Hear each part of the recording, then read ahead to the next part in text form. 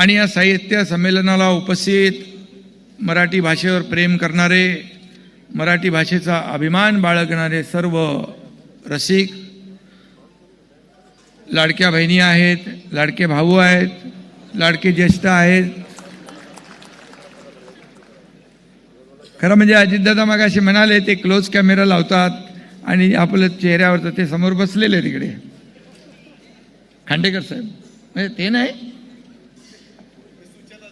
ते आणि मगाशी अजितदादा म्हणाले हलक्यात घेऊ नका, ते 2.5 वर्षापूर्वीचं आहे. सेल्फीची एक गंमत सांगितली मगाशी आपण. खरंच लोकांना काय सेल्फी ठीक आहे, आता काही गोष्टी आपल्याला कराव्या लागतात लोकांचं मन राखण्यासाठी.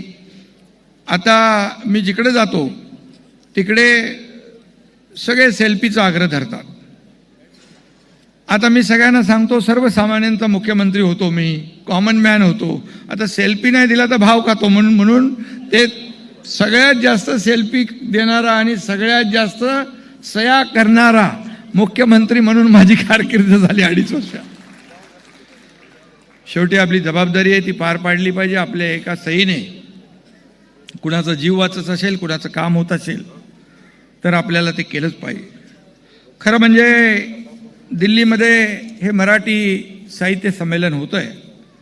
98 2,500 वर्षाचा इतिहास असलेल्या, 50 पेक्षा जास्त बोलीभाषा असलेल्या आणि जो जे वांचील तो ते लाहो अशी विश्वव्यापी भूमिका घेणाऱ्या माझ्या माय मराठीला मी सर्वप्रथम नमन करतो, वंदन करतो. आणि दिल्लीचे तख्त राखतो महाराष्ट्र माझा, महाराष्ट्राचे गीताचे बोल आपण महाराष्ट्रात सतत ऐकत असतो, पण याच वेळी ओळी इथं दिल्लीत म्हणताना छाती अभिमानाने फुलून येते. हा महाराष्ट्र आहे आपला, या मराठी माणसाचं प्रेम आहे.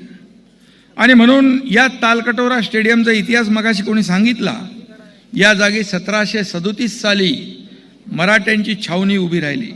मराठेशाहीने दिल्लीचं तख्त राखलं होतं आणि राणोजी शिंदे, महादजी शिंदे, मल्हारराव होळकर या महापराक्रमी मराठ्यांनी आपल्या तलवारीच्या बळावर दिल्लीचं तख्त राखलं होतं. आज पुन्हा एकदा